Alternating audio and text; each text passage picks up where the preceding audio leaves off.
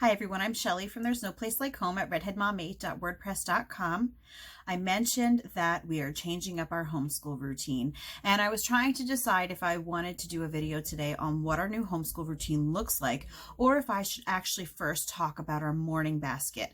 And I figured the morning basket would be the easier thing to do, because that way when I do make the routine video, you'll know what I'm talking about when I say our morning basket. So that's what it is today. What's in our homeschool morning basket?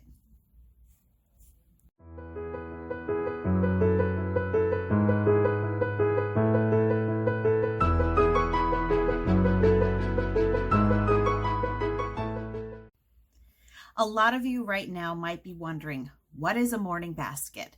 And the simplest way to put it is that it is a basket or a bin or some kind of container of books or resources that you will use to put all of your things in that you are going to start your homeschool day with. Hence, morning basket, because it's usually the first thing that you use. Now, as with all things homeschooling, that can definitely not be the case for some families, but typically that's what it is. Now, what goes inside the morning basket really varies from family to family, and indeed it can change as time goes on and your kids get older. You might start putting different things in your morning basket. As a matter of fact, we haven't used a morning basket for probably about a year or a year and a half now. I'm just bringing it back, and yes, our homeschool basket now looks different than it did when we were using it before. I did make videos about the morning baskets when I was using them. I'll put the links in the description box. One I actually called an afternoon basket because I was using it with my littles and we were doing their school in the afternoon, but really it means the same thing. So when I was using it back then, I'm not going to describe it too much, but it was more about things that I still had to do with my kids. That was how I started the day. My kids were still very dependent on me because they were younger. So our morning basket back then consisted of a lot of books for me to read to the kids. It was our devotional, it was our read aloud, it was any books that I was reading that had to go with our unit study. It also contained our Story of the World book, which we were reading once a week. There was a tablet of Mad Libs in there because I would do Mad Libs with my kids once a week. There were flashcards in there. And yeah, I did have a couple things in there that my kids could do independently at the time. I had their spelling in there and their cursive. Now I'm doing this all from memory. I might be off a little bit, but again, I'll leave those links in the description box if you want to check those out.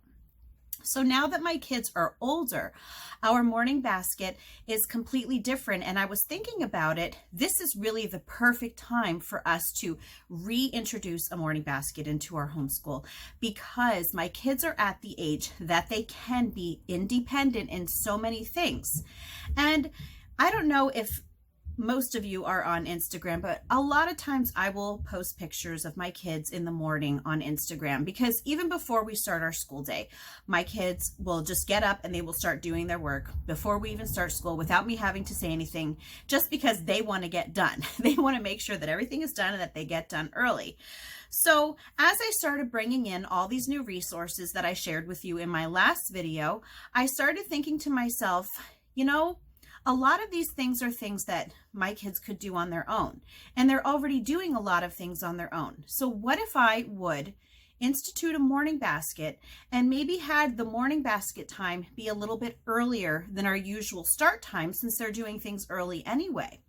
So what I began to do was, we used to all straighten up the house together. Well, the first floor at 9:30 in the morning, because we would start at 10. So 9:30, we would straighten up the living room and the kitchen, just because I like to have things neat. I can't concentrate when things are messy.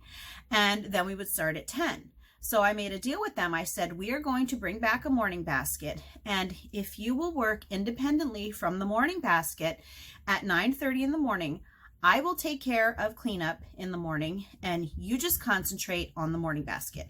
And that's really what we've been doing for about a week and a half now, and it has been going so well. Sometimes they're not done by 10 o'clock, which is fine. We might start around 10:15, or even today we started at 10:30, but that's okay, because my kids are getting a lot of work done in that morning basket. And I'm sure you're probably waiting to see, finally, what is in it. So first of all, for us, a morning basket is not actually a basket. We just use a bin from Dollar Tree. And that's just the cheapest way for us to go. We use these bins for everything. But the things that I actually have in our morning basket, first of all, I want to point out that my youngest, Kenzie, she's 6. She's in 1st grade. And so I would have considered her a little years ago. I still do consider her a little. But being the youngest of 11 kids, she is very independent. She knows how to hold her own. And it is amazing to see how well she's been doing with working independently from the morning basket with the other kids. So that's a great thing. So some of the things that I have, actually all of the things that I have in the morning basket is I have their silent reading books. Now, I don't always fit all of their silent reading books into the morning basket. I do have a separate one that they will sometimes keep these in, but silent reading is in our morning basket. Another thing in our morning basket are the little German coloring books that I got for them. These, though, are the only things in the morning basket that my kids do not do every day that we don't have nature study, which would be 4 days a week. Everything in the morning basket is done 4 times a week, except for this. This is done twice a week. So let me just show you a little bit in here. And the other video that I just did, I showed you what the inside of these books look like. But it's just a coloring book that shows the German words and the English translation for them, because yes, we did start doing German now. The next thing that is in the morning basket is this folder. And in this folder, I print out, each of my kids has a printout of United States map. Every day, I will put a state up on the board. We've been going in alphabetical order. So right now, my kids are, on Monday, they'll be at Florida. So I will write the name of the state, the abbreviation, the capital, and then they have to go out to the United States map in my kitchen. They have to find where that state is, and they have to mark it on their map. So they mark it on their map. They write down all the other information on there, the state, the abbreviation, and the capital, and that is their geography. The next thing in our morning basket is spelling. Now spelling, I just get the list from Natural Speller, and that's all my kids do. 3 times each, 4 times a week, they will do their spelling words, and they typically will get a new lesson every week. And that's all that our spelling is.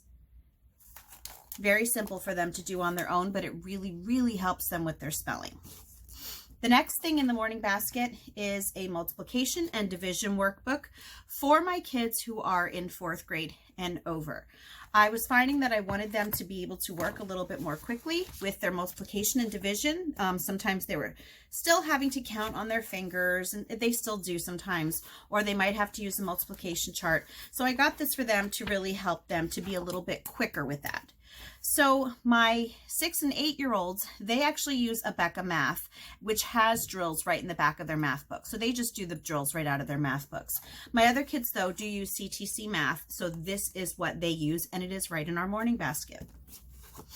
The next thing, which I actually forgot to share in my last video because this is new, is I got a printing book for Kenzie. All of my other kids are starting cursive, but again, she's only 6 and she still needs some help with writing a little bit more legibly. So I've been having her work just 1 page a day in this printing book she's been doing, and she likes it so far. Now my other kids are, again, I'm going to say it, doing cursive. This is being used by my kids who are from 4th grade up until 7th grade. They're using this nice cursive writing book, lots of practice in it. In the back, there are little snippets from the Constitution, which was a pleasant surprise. I didn't even realize it until my last video that had that in there. See right here, we have Declaration of Independence, Preamble to the U.S. Constitution. So that's nice copy work for this. So that's what they're using. Now, my 14 and 15-year-olds, I actually got them this cursive book. And as you can see, it's a little more extensive. And this is the Learning Cursive Handwriting Practice Workbook for Teens. The reason that I chose this is because, as you can see, it's historical. It works a lot of the Declaration of Independence, the Bill of Rights, the Constitution into the copy work in the back. Now, what's nice about it is that it's not only for kids who already know how to write cursive, which, is what that copywork would be for the kids who are doing well with cursive. It has a lot of practice also for those kids who either just started learning cursive and are a little bit older, or who just still really need some extra help in doing their cursive. But the bonus, like my favorite part, I've got to say, is the back, where they've got copywork from actual historical documents, because unfortunately a lot of students today don't know much about American history, or they're being taught things that are not true about American history. So what better way for them to do copywork than straight out of the primary documents? Now, that is all that I have in our morning basket, but one thing that I really want to add about that is what I love about the morning basket is that even on days when we maybe have to do a homeschool half day, like say if we have a dentist appointment that day, or if there's a doctor's appointment, or if I have to run my husband to work, so I'm going to have to leave early, I know that they can still get in language arts, including writing, spelling, and reading.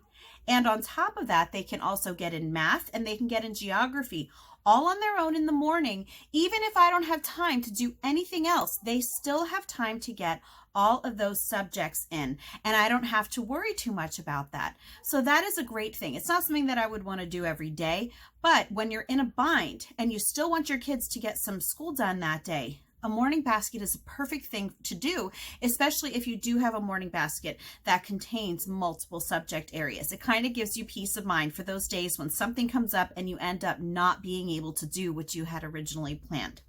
So anyway, that is all that's in our morning basket. Next week, no, not next week. I'm recording this on Friday, but you won't be seeing this until Monday. So later on this week, I will be sharing a video of what our new routine looks like. So now when I talk about our morning basket, you're going to know what I mean.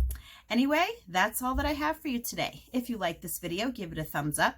If you haven't subscribed yet and would like to hear more of what I have to say, I would love if you would do that.